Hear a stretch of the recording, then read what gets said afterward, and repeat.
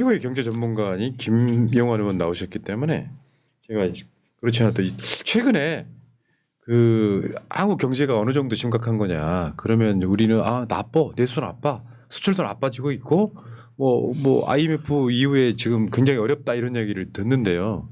김영환 의원한테 잠깐 마이크를 넘겨서 한번 현 경제 상황에 대한 브리핑 한번 들어보겠습니다. 브리핑 부담스럽습니다.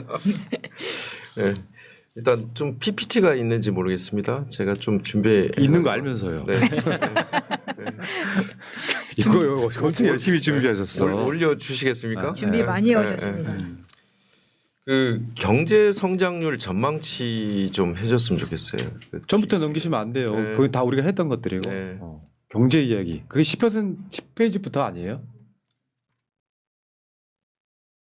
여러분 잠깐만 기다려 주세요. 금방 올라갑니다. 근데 준비 진짜 많이 하시죠. 네네. 여기서부터 가요. 여기서부터. 나왔습니다. 네. 네.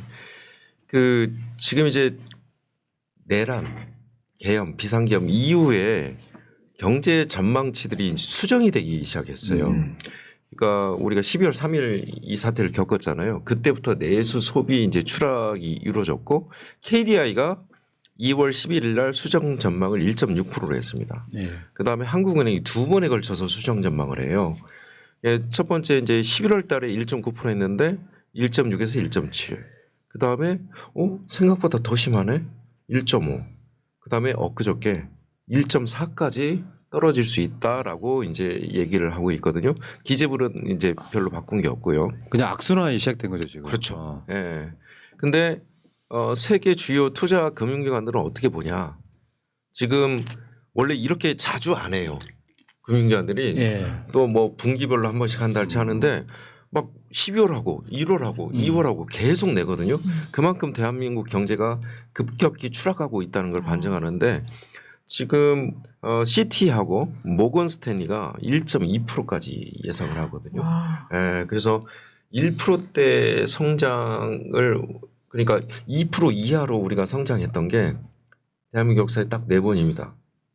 석유 파동, IMF 예. 마이너스, 금융위기, 아이고. 2008년 코로나. 예. 2% 이하로 성장했다 딱 4번이거든요. 근데 윤석열 들어와가지고 23년도 1.4%, 24년도가 2.0 간신히 턱걸이했고요. 25년도를 저렇게 망치고 있는 거예요. 그것도 이미 안 좋은 대한민국을 경제 상황이 안 좋은 대한민국을 비상계엄으로 지금 망치고 있다 이렇게 파묻고 하고요. 있죠. 그다음 한번 넘겨주시면 18페이지 한번 봅시다. 네. 그다음 내란 이후 더 네. 악화된 경제 성장. 한국은행이 경제 성장률을 이제 예측을 이제 낮췄잖아요. 그거를 GDP로 한번 계산을 해봤어요. 포브스가 뭐라고 했냐면 네. 윤석열이가 대한민국의 GDP 킬러라고 얘기했어요. GDP 킬. 네, 포브스가 그렇게 딱 제목을 그렇게 달았어요. 그래서 5,100만 국민들이 나누어서 페이를 해야 된다. 이 계산을 해봤더니 GDP로 4분기 내수 소비 추락한 것부터 12월 달에 특히 하락했거든요. 그게 마이너스 2.2조. 그 다음에 1.5로 계산을 했을 때 9.2조. 25년에 비상계엄 때문에. 와. 그러면 11.4조가 나오는 거예요. 이 소나타 40만 대. 예. 와. 씨. 그러니까 이거는 저 프라님 이게 직접적인 피해예요. 직접적으로 특히나 이건 무역 수지에서 나타나는 게 아니라 국민들이 직접 몸으로 느끼고 있는 그렇죠. 거잖아요. 내수 소비 직접적으로 예, 느끼는 예. 거고요. 예를 들면 이런 거예요. 우리가 계산이 안 되는 것들. 이를테면 환율이 튀었어요. 환율이 올라갔는데 그러면 수입 물가가 비싸지잖아요. 네. 그러면 기업체들은 비싼 수입 물가를 주고 사가지고 와야 되잖아요. 이 피해. 그다음에 이 생산자 이 물가 지수가 소비자 물가 지수로 반영되는 게 한 석 달에서 6달 사이로 들어옵니다. 소비자 물가 피해. 이 대국민적인 피해는 또 어떻게 계산을 해야 될지 아이고. 제가 모르겠고요. 프라님 광화문 가셨죠? 네. 여기서 일하실 때도 있지만 광화문에서도 열심히 일하시잖아요. 투쟁하면서. 그거 그러네. 시간 계산 다 해야 되는 거 아니에요? 그렇죠. 이런 그렇죠. 예, 갈등병들. 네. 그러니까 국민들의 시간들. 예, 이거 최저임금으로라도 다 계산하면 이거 얼마예요? 야, 여의도 200만 모였어. 그러니까 계산하면 저는 헌재 재판관들이 조속히 빨리 예. 이 저 그 인용 결정을 해주시는 이유가 뭐냐면 하루마다 이 비상계엄 경제적 손실이 계속 쌓이고 예, 있다는 예. 거예요. 그다음 한번 보여주시면 OECD 국가별 GDP 네. 대비 네, 민간 그다음 소비 한번 비중. 보여주시죠. 지금 OECD 평균이 우리 민간 소비 비중이 한 60.6%예요. 저 빨간 점들 찍혀 있는 건 우리나라보다 인구가 적은 국가들입니다. 아이고. 그럼에도 불구하고 내수 소비 시장이 비중이 큽니다. 그런데 우리나라 내수 소비 시장이 점차 줄어들기 시작했어요. 그 다음 페이지 한번 보여주시면 수출 내수 상관계수인데요. 우리가 푸나님 그 몇 년생이시죠? 갑자기? 1913년생이라고 알려져 있습니다. 69년생이시고. 아, 69년생. 아, 그럼 저보다 같은 계층인데. 그러니까 70년대, 80년대 우리가 한번 그때 상황들을 한번 90년대까지 한번 생각을 해보면 수출이 잘 되면 내수 소비도 같이 컸어요. 네, 그렇죠. 네. 그때는 뭐 이제 대기업들 뭐 전략적으로 지원해주고 키웠지만 중소기업도 컸고요. 일자리도 늘어났고 실질 임금도 차차차차 이제 올라가기 시작했잖아요. 그런데 2006년, 7년 이렇게 넘어오면서 저기 보면 수출 내수 상관계수예요. 91년대, 97년까지 수출이 잘 되면 플러스 상관 계수가 플러스라는 건 내수도 잘 됐다는 거예요. 근데 2007년까지 그 관계가 일정 정도 유지가 되다가 이제 수출이 잘 되면 내수 소비하고 전혀 상관없이 돌아간다는 네, 거예요. 맞아요. 그러니까 아무리 삼성 반도체를 많이 팔아도 이게 국내 일자리, 국내 소비, 국내 내수에 영향이 극히 미미해지는구나. 미미하다는 그렇죠. 거예요. 예. 그러니까 대기업들이 이제 해외에 공장 짓고 음. 해외에서 수출하고 해외에서 이제 예. 판매하는 거지 국내는 미미하다는 근데 거거든요. 마트 가기도 무서워요 진짜. 아니 그래서 네. 트럼프가 리쇼링이라는 걸 엄청 했었잖아요. 예, 예. 야 우리나라에서 물건 팔아 먹으려면 관세 막 엄청나게 때릴 거야 이런 것도 다 그런 맥락이라고 네. 보는데 더군다나 대한민국의 자영업자 숫자가 다른 나라보다 한 15% 많은 나라였거든요. 네. 내수가 저렇게 안 도면 최근에 나온 뉴스 중에 한 20만 자영업자가 폐업했다 그랬잖아요. 맞습니다. 그게 심각한 거지 그게. 네. 그렇죠. 예, 참 그 다음 정권의 사실은 큰 부담이에요. 맞아요. 예. 그 다음에 한번 좀 보여주시면 이게 그 윤석열이 들어와 가지고요. 저 소매 판매액 지수인데 딱 보세요. 22년 2월, 3월 3분기, 2분기, 3분기거든요. 5월 달에 취임했잖아요. 네. 딱 그때부터 마이너스로 돌아가기 시작합니다. 진짜 신기하게 올라. 야, 진짜 신기해. 그때부터 마이너스거든요. 2, 4분기부터. 네. 단 한 번도 소매 판매액이 플러스로 돌아서 본 적이 없어요. 거기다가 마지막에 이 비상계엄을 저지르고 와. 이제 25년도 1, 4분기가 지금 안 나와서 그런데 네.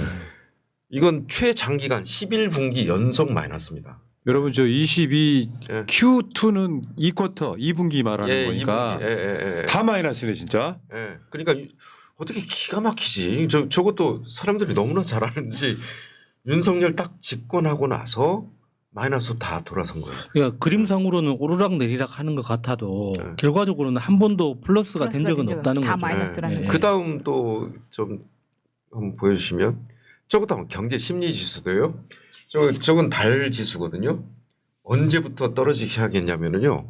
22년 5월부터 떨어지기 시작했어요. 야, 씨. 취임하던 신기하다. 순간, 취임하던 와, 딱 이거는 때문에. 야, 정말 재앙의 아이콘이네. 그 다음에 그래프 한번 보시면 그 이후로 단 한 번도 플러스로 그러니까 100 이상, 100이 100 이상이면 그렇죠. 경제가 좋다.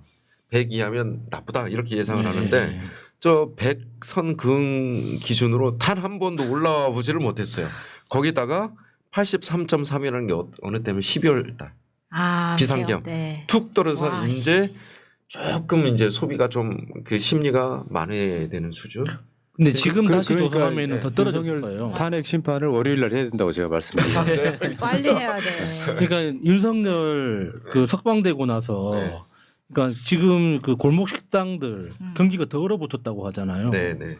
사람들이 너무 불안해가지고 그러니까 이렇게 힘든 여행도 적이 취소하고 없었다고. 모임도 맞아. 취소하고 자, 한다고 하지 자 않습니까? 빨리 진행할게요. 네, 할 얘기는 많고요. 네. 스피디하게 좀 해주십시오. 스피디하게 할게요. 그 다음에 투자 금융기관들의 환율 예측인데요. 비상계엄 이전과 이후가 완전히 달라요. 이전에는 1,300원대 다 환율 예측했거든요. 그런데 비상계엄 이후에 다 1,400원대를 예측하기 시작했어요. 환율이 저렇게 튄다는 거거든요. 그러니까 정치가 경제하고 상관이 없는 게 아니고 예. 민주주의 정치가 이 경제 안정이나 경제 지속 성장의 첫 번째 원인이자 결과다. 그렇죠. 이렇게 생각을 해야 됩니다. 파면이 민생이라는 얘기 맞습니다. 그거였다. 예. 파면이 경제다. 저희들은 이렇게 정말 심각하네요. 그 다음 한번 보여주시면은 수출 쪽 한번 보여주셔야 돼요. 지금 22년도 수출액이요 우리나라가 6,836억 달러예요. 그런데 23년 죽 썼죠 윤석열 때. 24년도 6,837억 달러예요. 무슨 말이냐? 3년 동안 결국에는 수출도 대자리 인제 제자리 왔다는 거예요. 그러네. 그러니까 2023년에서 24년 사이에 그 증가율만 갖고 이야기하면 막 오른 것 같지만 사실 그렇죠. 기저효과 때문에 맞습니다. 원위치 된 정도. 예. 어떻게 너무 신기하게 이렇게 될 수가 있지? 그래서 제가 하는 일들이 이런 거 아닙니까? 윤석열 정부 기간 내에 경제가 얼마나 처참하게 무너져 왔는지를. 사실 네. 이게 관련된 주범 중에 하나가 윤석열뿐만 아니고 최상목이에요. 최상목 경제수석이었잖아. 네. 지금 현재 기재부 장관하고 네. 있고. 그 다음에 저 중국 무역 수지인데요. 이제까지 우리 중국 무역 수지는요 단 한 번도 적자를 봐본 적이 없어요. 단 한 번도. 예. 그리고 우리가 2000년 이후에 전체 무역 수지 흑자가 한 8천억 불을 하거든요. 8천억 달러. 그런데 대중국 무역 수지가 한 6,600억 달러, 한 80%를 차지해요. 그러니까 중국에서 거의 대부분 우리가 무역 수지 흑자를 이뤘다. 그래서 트럼프 일기 때 문재인 정부 때 그래도 균형 외교를 하면서 중국에서 계속 수출하면서 무역 수지 흑자를 지속적으로 얻었는데 중국을 딱 포기했잖아요. 그러면서 딱 꺾이기 시작합니다. 진짜 신기하다. 네. 그러면서 중국이 무역 수지 적자가 나기 시작했어요. 네. 일부러 이렇게 하기도 힘든 거 아니에요, 진짜. 그렇죠. 의도가 있는 거 아니에요? 저 사람도 협종이잖아, 협종. 그러니까. 그래서 그 다음 또 보면은요. 이게 우리 문재인 정부 때 했던 신남방 정책인데요. 22년도 수출액이요. 1,438억 달러예요. 그런데 23년도 죽 썼고요. 24년도 회복도 못했어요. 아, 그러네. 그러니까 뭐냐면 중국을 이렇게 트럼프가 압박하기 시작하면서 신남방, 신북방으로 이제 헤쳐나가기 시작했잖아요. 예. 수출 영토를. 그래서 계속 이 영역을 확대해야 되는데 아니 그러면 중국을 일정도 포기했으면 신남방 쪽에서 경제적 성과를 얻어야 되잖아요. 그러니까. 네. 근데 신남방도 사실은 포기했어요. 아세안 순방만 네. 신나게 다니고 이렇게 맞아요. 예. 돈은 펑펑 쓰더니. 베트남에서 김건희 여사 저뭐 예. 옷 입고 이렇게 맞아요. 패션쇼 드레스 하고 입고 다니면서. 난리를 치더니 네. 결국은 이렇게. 그래서 수출이 아직도 회복을 못했고요. 자, 의원님 이제부터는 네. 보면서 이렇게 한 장씩 넘기면서 바로 이제 네. 다 하시려면 시간이 네. 얼마 안 남았어요. 네. 이제 신남방, 신북방, 중국 음. 그 중국에서 이제 수입 비중이 계속 낮아진다는 거고요. 그다음 빨리 설명하겠습니다.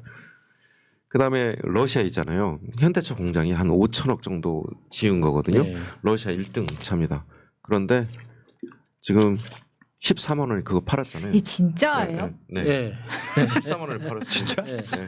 조건부지만 14만 원에 네. 팔았죠. 그래서 네. 지금 네. 중국 업체가 지금 그 공장을 활용해서 공장 자동차를 제조하고 진짜 있다는 주가가 소식입니다. 개졌네. 예, 그다음에 지금 일자리인데요. 그다음 제가 청년 마지막 그래프만 하나 보고 마무리를 좀 하려고요. 예, 저건데요. 저 한번 보세요. 윤석열 들어오고 나서 네. 지금 20세에서 29세 취업자가요. 네. 마이너스로 치닫고 있어요. 지금 마지막이 22만 명 정도 하거든요. 그러니까 우리가 대학 졸업자가 한 54만 명이에요. 네. 23년도에 취업자가 한 32만 명 하거든요. 그러면 매해 우리가 한 20만 명 이상은 네. 이 속에서 일자리를 만들어내야 되는데 마이너스라는 건 뭐냐면 있는 일자리도 사라졌다는 거예요. 그렇죠. 아이고. 네. 그러면 청년들은 앞뒤로 플러스 마이너스 계산을 한 4, 50만 명씩 매년 취업 자리가 더 빈곤해졌다는 예. 얘기예요. 근데 희한하게 윤석열 정부 들어와서 이 젊은 층들이 일자리를 찾아가야 되는데 고용 절벽이 일어났어요. 젊은 들어갈 데가 층들한테. 없는 거죠. 그리고 기껏 자랑하는 거는 그 이제 60세 이상 예. 단기 인턴 자리들, 네. 그 어르신들, 질라진 음. 일자리. 질라진 일자리들 이런 것들. 그래서 뭐 일자리, 내수 소비, 수출, 뭐 환율 이런 모든 경제 지표들이 윤석열 정부에서 망했다. 야, 그리고 그 절정을 비상계엄 이후로 완전히 터트렸다. 그렇네요. 네. 이게 경제 내란이네. 네, 이게 이렇게 하기도 힘들어. 맞습니다. 진짜 일부러 그건 하게 내가 봤을 때 최상목 경제수석과 추경호 기재부 장관. 나중에 그 추경호가 총선 나가면서 최상목이가 기재부 장관 갔는데 제가 봤을 때 경제 컨트롤 타워가 윤석열이었던 거예요. 그러니까 무슨 추경도 하지 마라, 뭐 건전 재정하자 하면서 중국은 막 협조해가지고 1990년대 초반에 한국 이후에 30년 가까운 시간 동안 선진국 만들어줬던 나라가 중국인데 최상목이가 그때 이미 초반에 요즘 유럽 가면서 나토인가 어디 가면서 나토. 그랬잖아. 중국 중국 시장 끝났다. 중국이 전체 200여 개 국가 중에서 수출 수입 한 25% 4분의 1쯤 했던 나라란 말이에요. 네. 근데 중국의 적자 나면 방법이 없어요. 진짜. 야. 다음 정부가 조금 걱정인 게 지금 23년도에 56.4조 세수펑크 냈잖아요. 24년도에 30.8조 세수펑크 냈어요. 예. 올해도 세수펑크가 납니다. 아유. 그러면 다음 정부 들어와서 쓸 돈이 없어요. 당장 추경요? 물론 우리가 이제 빚이라도 내 가지고 지금 내수를 살려서 그 다음에 세금으로 이제 성장하면 세금으로 이제 걷어야 되지만 당장 국채 발행 이외에는 국고를 어떻게 운영할 틈이 없어요. 지금 세수법을 다 내놔가지고 이게 참 불쌍한 정부예요. 다음 정부. 그러니까. 아, 네. 좀 아꼈다가 다음에 쓸까요? 그러니까. 아, 이번에 하면 안 될 것 그러니까 같아. 지금 딱 김대중 대통령이 취임하던 딱 그런 분위기입니다. 그러네요. 맞습니다. 예. 진짜 최선을 다해서 훌륭한 성과를 내도 본전인 그러니까. 그런 자, 정부죠. 김용환 의원은요 따로 모신다니까 이제 나중에 경제 이야기 한번 코너를 아예 만들 생각이에요. 재밌네요. 네. 슬픈데 아, 그래. 들을. 그치. 그러니까 다른 슬픈데. 방송에서 안 나오는 네. 시그니처 이야기여서 네. 그게 제가 오늘 일일 패널로 모신 이유가 이런 것 때문에 그렇습니다. 네. 자 고생하셨고요. 고맙습니다. 자 1부 마치고요. 자 김상훈님 문정부 때 서결이가 사람에게 충성하지 않는다는 말을 믿었더니 닌길이 15래 파면이 답입니다. 써 이어진 그대로 읽는 겁니다. 자 여기까지.